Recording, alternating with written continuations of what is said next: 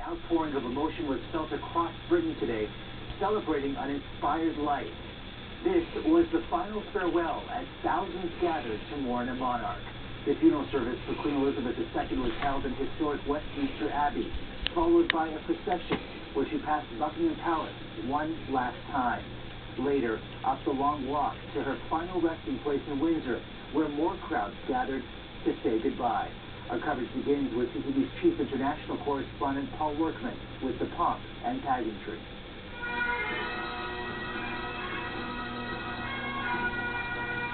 On a gun carriage pulled by 142 British sailors.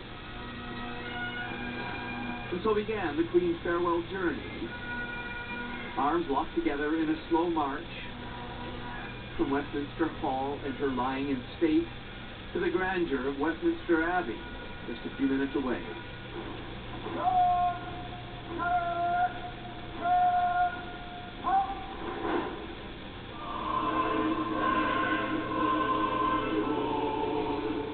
A return of sorts for the Queen to this iconic Gothic church.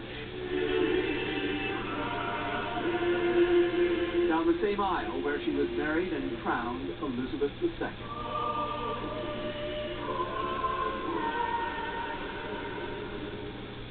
Her late Majesty famously declared that her whole life would be dedicated to serving the nation and Commonwealth.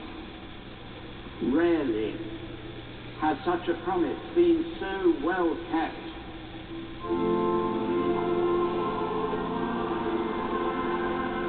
Her life celebrated with hymns and prayers, and touchingly, for another one of her famous quotes offered to console the nation during the pandemic lockdown. We will meet again.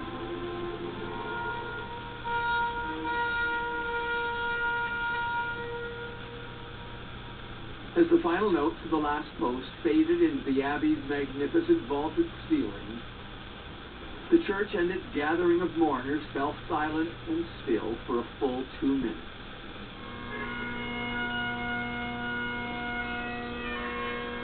At the end, a lone bagpiper playing the traditional regimental lament, Sleep, Dearie, Sleep.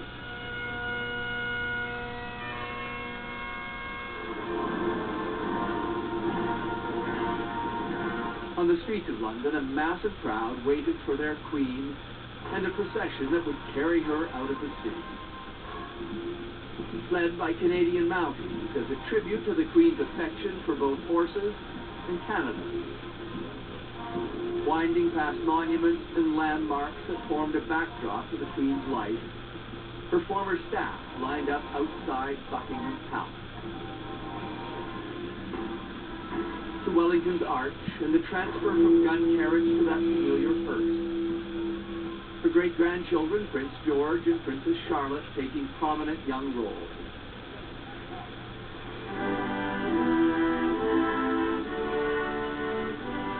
Sent off to Windsor with the anthem that marked her reign, and is now passed along to her son and successor, the King.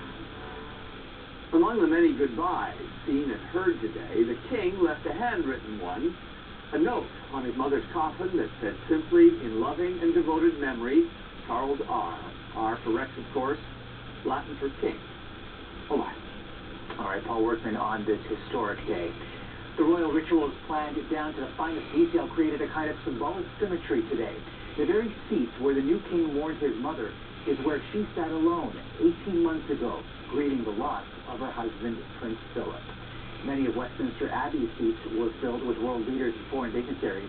The U.S. President and First Lady were there, along with the Prime Minister and Sophie Gregoire Trudeau. British Prime Minister Liz Truss was joined by all the living UK leaders of the past, who, at different times, all had their own private meetings with Her Majesty. But this was also a day for the public, who gathered to see the procession. CTV's Danielle Hernandez reports from Windsor tonight.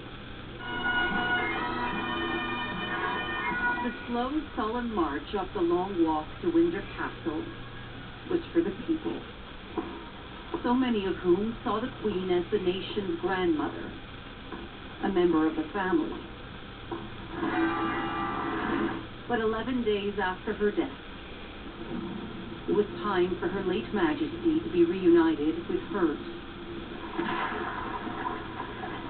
waiting for her to return home. Her corgis, Mick and Sandy. Even her 24-year-old pony, Emma, is still going strong. In the same chapel where her grandchildren were married, where her late husband is buried, she joins him as the first female sovereign to be laid to rest here.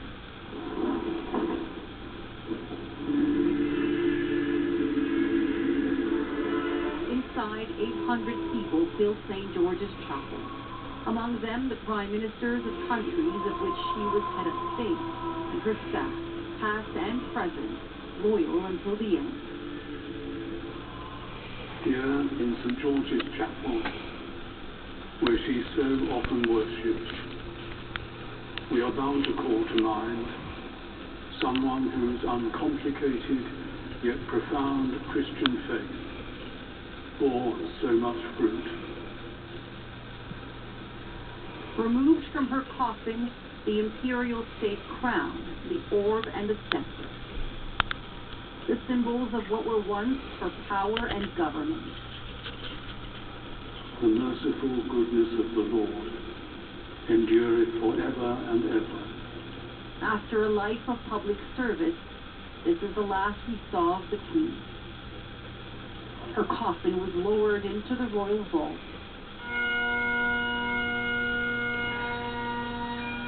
As the sound of a last lament, played by her piper, echoed through the 15th century church.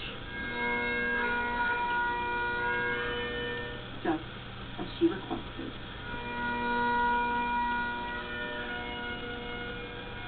Away from the cameras and the public eye, the Queen was buried this evening in a private, small ceremony alongside her late husband, Prince Philip, and her beloved parents and sisters. Omar. Together again. All right, Danielle, thank you. Moments before Her Majesty was laid to rest, the pin-drop silence in the chapel broke for one last parting ceremony. The breaking of the wand. Lord Chamberlain, the senior-most official in the royal household, marking the end of his service to the monarch. And it was a sense of duty and pride that drew crowds from Canada to witness their Queen's final journey. Here's CTV's Genevieve Beauchemin.